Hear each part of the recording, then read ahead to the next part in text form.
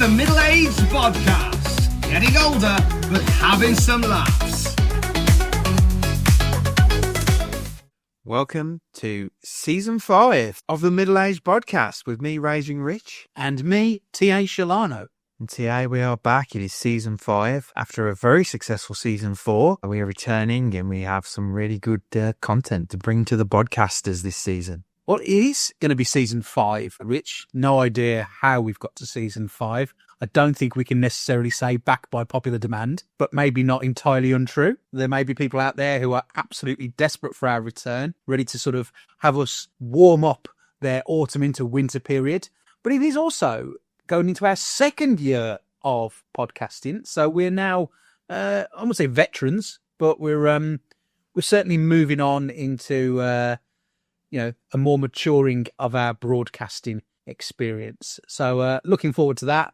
How's things for you then, Raging Rich? It's been all right. It's not been too bad. I know we're going to get into sort of talking about weigh-ins and things like that. Quite pleased with that at the moment and a little bit of progress on that front. Been trying to look after my mental health a little bit better, and I'm sure at some point during the season we'll try and chat about that as well. So yeah, things have been quite positive recently, which is really good. Had a bit of a rough time with a few things, but sort of getting through that now and back on the up, shall we say. And yeah, hopefully Season 5 is going to be a good way to continue that progress and continue things being on the up. Well, absolutely, Rich. And I hate to bring down things at the beginning of Season 5, but I can't let this go. I really can't, unfortunately. My Season 5 contract... Oh, not the contract. For Episode 1 has already been breached, listeners. I always want some water when I come to the studio. And I'm about to buy me out. But it's fine. We're all good. We're carrying on. We're ready. I'm trying to be eco-conscious and not buy loads of bottles of water. So you sort of turned into Greta Thunberg now for longer. That's his whole focus. So, buying all these things, all these bottles of water. Oh, it's a good start. Right. Anyway, weigh-ins. So, weighed in this morning, actually, in preparation of this recording, and coming in at 19 stone, 2.4 pound.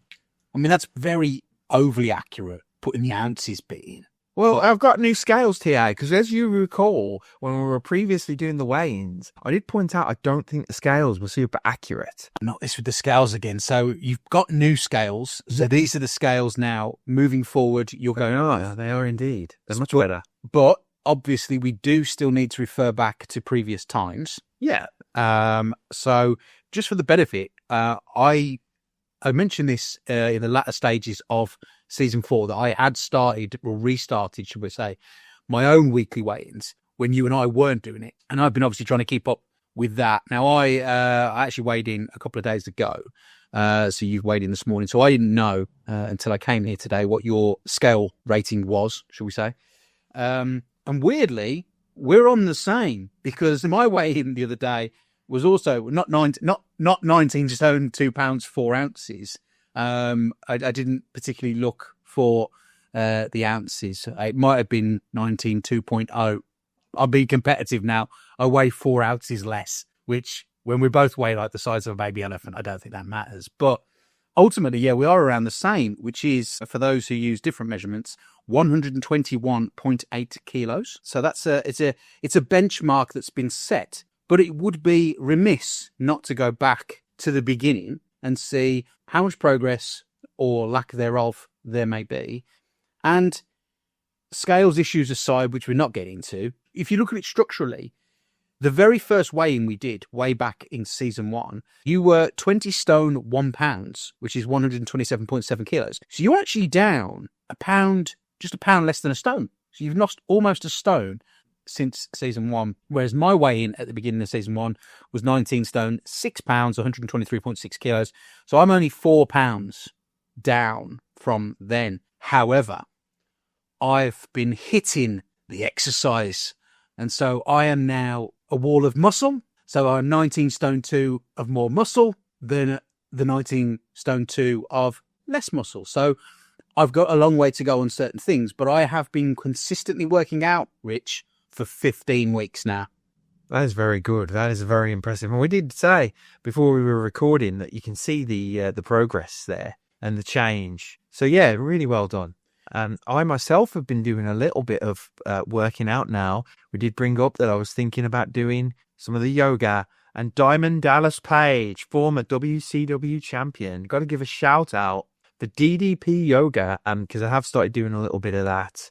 And yeah, it's been a really fun time. Exercise is starting. The eating is getting a little bit better again with the cooking and the trying to cut down on too many snacks on a regular basis. Snacks are fine, but in moderation. I mean, the thing is, I've got to say here, I really wish I could see you doing the yoga. I think that would be, if we could do a visual of this podcast. He's pulling some signs now. I don't really know what he's doing. The diamond cutter. Okay, the diamond cutter. I don't. Well, it's an audio only podcast. So who are you doing that for? Me? I mean, nobody listening to this can see that what you're doing with your hand movements there. I just wasn't too sure what that actually was. I thought you were starting a yoga move. It is. It does it as a yoga move. Well, what's that? But I'm not going to do it in the office with no space. It can barely swing a cat. What is in here? The move. It's called diamond cutter. I thought it was a wrestling term. It is a wrestling term, but it's also forget it. Yoga term. Let's move on. Okay, on the cooking point. So I was saying to Mrs. Shelano the other day. Obviously, I've been doing the exercise consistently, and we talk about the fact that in fact, in terms of the mantle of what's happened with the podcast, I've gone probably more down the fitness line and you've gone more down the cooking line, I would say overall, but we're then both obviously trying to pick up bits and pieces. So I was saying to Mrs. Shelano about what, my obviously progress on the exercise front. And she went, yeah, but what's happened to the progress on the cooking front? You were meant to be doing these meals for me and all the rest of it. So I'm now a little bit in the doghouse and I've got to cook tomorrow and I need to start cooking on a more regular basis. Because she keeps seeing you obviously putting the stuff on social media. And she's like, yeah, look, Rich is cooking. What are you doing? And I'm like, okay. I was like, I've been busy with this, my book. And she went, I don't care. She went, I want you to do more cooking. And I was like, okay, fair enough. So I've got to cook something tomorrow. I don't know what yet, but this is where we get into. So we've started to get more on brand. So, you've turned into Jamie Oliver or Gordon Ramsay. And I'm sort of Arnold Schwarzenegger now. I don't know. Not quite, but this is where we've got to. So that's the value of this podcast has been. You and I have now taken on brands of the podcast and implemented them into real life. So this has become a proper self-fulfilling prophecy. Yeah, I think so. I think it has been a really interesting time. And as I say, I've been doing this for just over a year now. And to think about where we were with things, there were things I'd never cooked before. I was pretty much always go-to was enchiladas. I now have a few other recipes that I can do that I've got as my sort of benchmark of things. The slow cooker is definitely the winner for me. I've really been doing a lot with that. It's certainly something that's been helpful. I do stuff without the slow cooker as well, but I do think that that's a really good help. Especially in terms of some of the recipes that I've been finding. And yeah, we did the cookery special last season and we'll be doing another one this season as well. We're thinking about theming it potentially with some winter warmers or some Christmas sort of stuff. We're not sure yet, but it'll definitely be themed a little bit more around the time of it being released. So yeah, looking forward to that. And hopefully a little bit more progress, as we say, with the fitness from my side and the cooking from yours. Absolutely. But I have some news for you. Okay. And I have deliberately not told you before we've arrived here. Right. We are now obviously season 5, episode 1. Yes. If we were to go back, season 4, episode 1, we had Liz McClarnon of Atomic Kitten on as a guest talking about no-fly travel. And I'd said to you, I've been quite inspired by our chat with Liz. And Mrs. Shelano and I have now booked some no-fly travel coming up very, very soon. So, and I really don't know whether this is the right thing to have done, but Liz, I hope this goes right. And if it does or it doesn't, we'll let you know, and everybody else, no doubt later in the season. But Mrs. Shelano and I are going to travel by train from Birmingham to Krakow in Poland and back. Wow. Which is not a mean feat. In fairness, when we started looking into it, it's quite a complicated journey. But we have actually booked that. We are Birmingham to London, London to Paris, Paris to Frankfurt, stop in Frankfurt overnight, do a full day in Frankfurt, stay next morning, full day's train, Frankfurt to Krakow. Right. We're there for about 3 days, I think is going to be the gist of it. And then we're talking about the journey back. And Mrs. Shelano was not keen on having another hotel stay on the way back. We've got an overnight train that we're now going to be doing, right, from Berlin into Frankfurt. So we've got this weird move of going from Krakow to Poznan, changing from Poznan to Berlin, doing an overnight train from Berlin into Frankfurt, then Frankfurt into Paris, Paris into London, and London back to Birmingham. There'll be nothing left of us by the time we get back to Birmingham. But it is booked. We're attempting it. Obviously going to document it. We'll probably put some stuff on the socials and we'll probably talk about it. But I had deliberately not told you we booked that so I can get your element of surprise right now.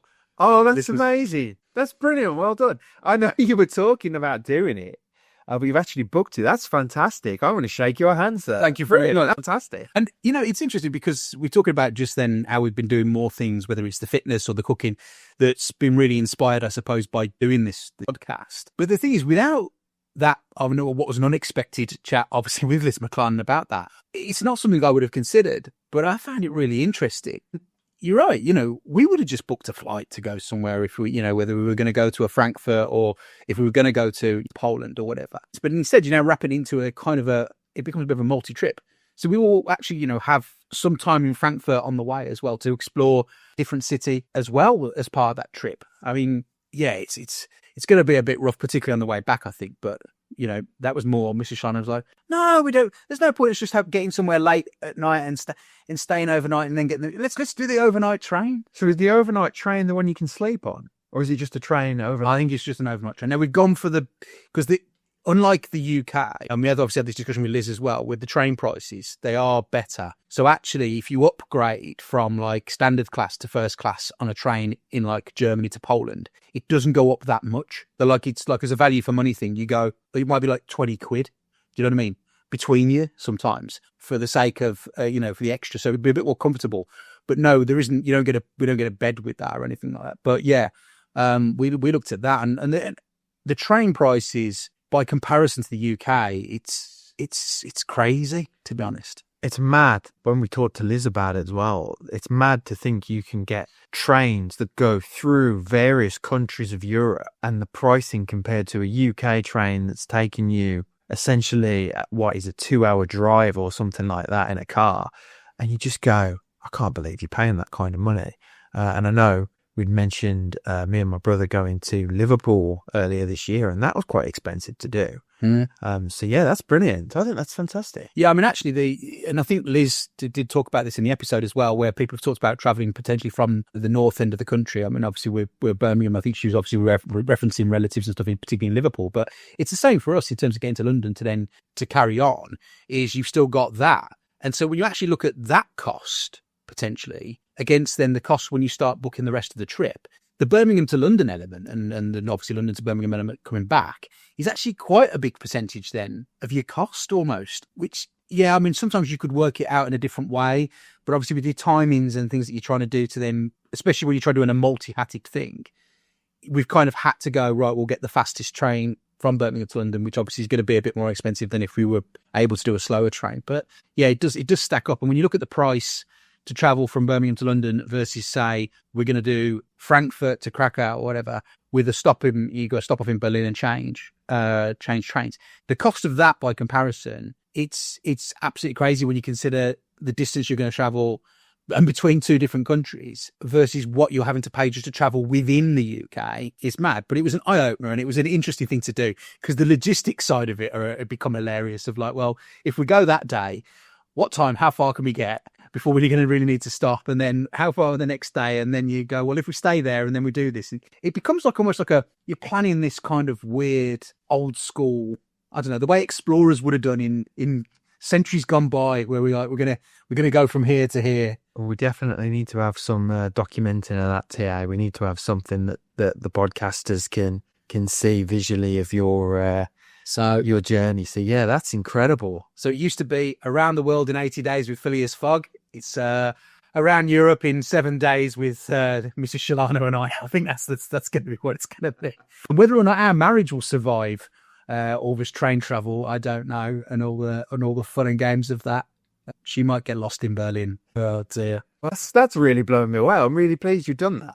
Well, perhaps what we've actually started is a trend. So season 4, episode 1, no fly travel. Season 5, episode 1, no fly travel. we just that's it now. That's it. We'll just carry on in that vein. Slightly apprehensive about it. I've never done anything like that. I know a lot of people have done things like interrailing and stuff like that and different trips, but I've not done that. So I'm looking forward to that. I think that'd be fantastic. I think that'd be really good. So yeah, that's a little bit of a preview really for things. I guess we should sort of chat a little bit about what we've been up to, I suppose, and things like that. I know there's been a few trips and a few things going on. And well, I mean, obviously, while we've been away, the weather has been particularly good. So it's been able to get out and about and do different things. A place I visited just recently, over the summer, was Hampton Gardens in Hereford, which was absolutely beautiful. The grounds there, a nice day there, walking out with Mrs. Shelano and I having a wander around there. That was beautiful and not massively expensive to get in, which again is a good thing. It's a little bit of a drive, obviously from where we are, about an hour or so, but that was enjoyable. And just getting out and about and enjoying the weather as much as you can. And I know obviously you've been out and about quite a bit, and in fact You've actually been away a bit further afield, have you not, Rich? I have, yeah. So Ruth and I went on holiday along with her daughter Beth. So we went to Salou in Spain, which was absolutely fantastic. First time doing a all-inclusive holiday as well, which was a new experience for me. Never done all-inclusive before. It was quite an interesting thing because, of course, you have all the food and everything that's set out for you, and that was a bit hit and miss sometimes. Sometimes there was stuff one of us would like, maybe not the other one. Sometimes there was stuff we'd both like. Entertainment was a little bit all over the shop. There was some really good stuff. We saw a magician early on and a good acoustic duo. The ladies wanted to watch this ABBA tribute that was supposed to be on. So we go along to the other hotel because we had access to 2 hotels while we were there. And so we went along to see what the entertainment, see the ABBA tribute. There was no ABBA tribute. There was a girl singing. She had a keyboard player who also sang, who resembled Nuno Espirito Santo, the former Wolves and Nottingham Forest manager. That was a little bit strange, and he did a bit of singing. He wasn't very good. The girl was excellent. She was a really good vocalist, but only sang like one ABBA song at the end. So I don't know what happened with the ABBA tribute. But then they were advertising all week this Queen tribute. And of course, after the haphazard ABBA situation, we were a little bit unsure what was going to happen. But went to watch that. Oh my God, it was amazing. Has to be one of the best tribute acts I've ever seen. The guy taking off Freddie Mercury, just incredible. Vocally as well, really on point. They also had a guy dressed as Brian May and a guy dressed as John Deacon. I will point out, the guy who was supposed to be Roger Taylor did not put in any effort whatsoever. No blonde wig, nothing. He just turned up in his T-shirt and shorts. But yeah, they were absolutely fantastic. I thought they were brilliant. And a really good holiday. We really enjoyed it. We got to have a couple of days going around Salou town, which was brilliant. Really nice, beautiful place to go. And yeah, just really enjoyed it. Great to have a week away and just have no worries about stuff going on in everyday life. Well, to summarise then, Rich, if you'll allow me some alliteration, Raging Rich, Raging Ruth, Bodcast Beth, Sensational Salou, Abject ABBA, Quality Queen. Very much so. Very much so. So we've got a lot planned for this season as well, T.A. We've got guests, we've got a Christmas special, we've got a cooking special. Guest-wise, we're going to have podcasters, we're going to have some chats about weight loss, some mental health stuff, and there's going to be a lot of that in there. But we also have a Christmas special where we will have a special guest with us. And we're going to get Dan from Casting Views to join us. And do you want to tell the listeners what we've got planned for that? Well, during our Christmas episode last year, which was Is Die Hard a Christmas Movie, you and I obviously did our top 3 kind of Christmas films.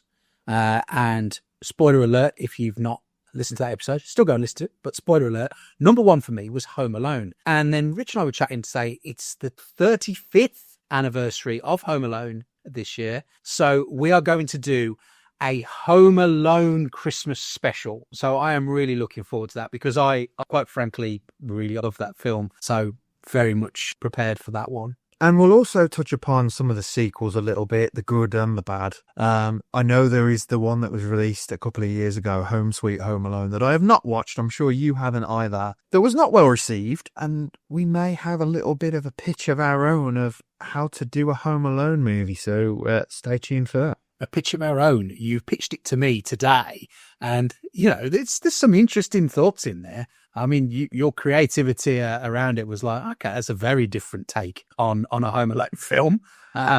So yeah, we might well veer a little bit into that, but yeah, looking forward to that one. But yeah, it's season 5. We're due to go past our 50th episode in this season, which is absolutely incredible. I don't think anybody thought this would get past about 10. Not even us. Maybe it shouldn't have done. I don't know. But it has. But we're now as well, by the end of this season, we'll be hitting our 60th episode as well. And we have had a little chat, haven't we? We're not sure whether we're going to be sticking with the seasonal format or something a little bit different in the new year. But we will, by the end of the season, make a decision about that and let you guys know. One of the other things I think, TA, that we've been doing a little bit more of is the social media side of things, and we always put the call out at the end of the episodes for people to like and subscribe on all our social media. But also, if you can and you're listening on Spotify or on Apple Podcasts, please do give us a 5-star review. Please do leave any comments on any episodes that you've been listening to. Let us know what you think of the show, what you think we should be doing in future episodes and things like that, because it's all useful and it really helps us out as well with the show. Yeah, I mean, it doesn't even have to be a 5-star review. Just a review is something. 5 would be great. 4 is acceptable. Any lower than that, please don't bother. We don't need that kind of press. But yeah, and I mean, creatively, Rich, things are carrying on. I'm now in the mix of everything with the fact I've committed to a trilogy of books, which is not where I thought things were going to be, but now I'm feeling that as well. So that's all good. Well, yeah, that's in there. And we obviously did the episode where we spoke about the second book, which we can say the title of course, Escape from Batu Island, because it was revealed in a bonus podcast just before this season. And what an episode that was, Rich, where you and I were trying to explain the running order of the books, and you compared it with the running order of Star Wars. And it became this thing where we're going, the first book's the second book's the third book's the second book. It was quite a convoluted story, which at some point I'm probably going to have to clarify for how my books as a 3 will be. But it was good fun. It was great to have that discussion actually around it and in terms of where that's going and how that's sort of developed. So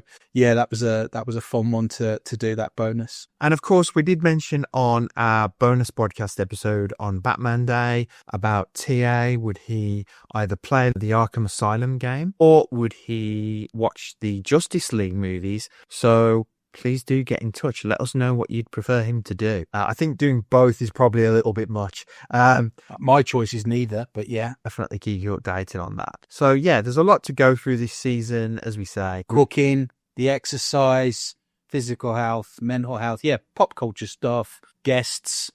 We're back. We're going for it. And hopefully you'll report on your no-fly travel holiday. Well, I look forward to that. But also, I'm going to have to say, now we've started the season unknowingly at the same weight. As much as you don't want it to be competitive, I'm sitting here going, I've got to be in this time. Because we're starting from a standing position of the same, and that's so unexpected that I'm like, I know we were never miles difference, but now it's the same. That's really competitive now. And now you've got your new scales. You can't make excuses about any of that, hopefully. It's driving me on even more. I'm doing a lot of exercise. I need to get my diet right. It's another thing I need to sort out. But dieting is the motivation is going to be there for this. I think that pretty much brings this episode to a close then, TA. But next week we have a very special episode because we are going to be covering soap operas in our soap special. It's our 50th episode next week, Rich. And so we have got a very, very special guest joining us to talk all things soap. You will not want to miss this. We are not going to tell you now but we have got some teasers coming up, haven't we, Rich? We have indeed. So over the weekend coming up, you're going to be seeing those popping up on our socials. So make sure you're following us on social media. There's going to be a little stinger after this that tells you where you can follow us.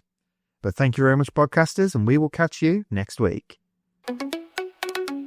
One more middle-aged podcast in your life? Of course you do. Follow us on social media for behind-the-scenes stuff, extra larks, and all our latest updates. We're on Instagram and Threads at Middle-aged Bodcast. Facebook's easier. Just head to facebook.com/middle-aged podcast. If you're still hanging on to Twitter or X or whatever it's called now, we're at Middle-aged Bodcast. And if you're on Blue Sky, it's at middleagedpodcast.bsky.social.